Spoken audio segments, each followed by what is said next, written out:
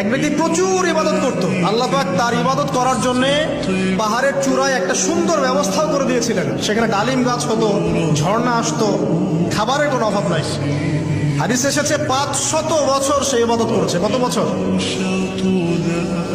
কিয়ামতের মাঠে এই ব্যক্তির অবস্থা এমন হবে, তাকে জান্নাতে প্রবেশ করানোর জন্য নিয়ে যেতে বলা হবে যাও আমার রহমতে জান্নাতে চলে যাও। আল্লাহ পাক তাকে এই কথাটা বলবেন, কিন্তু এই ব্যক্তি বলবে আমার আমলের কারণে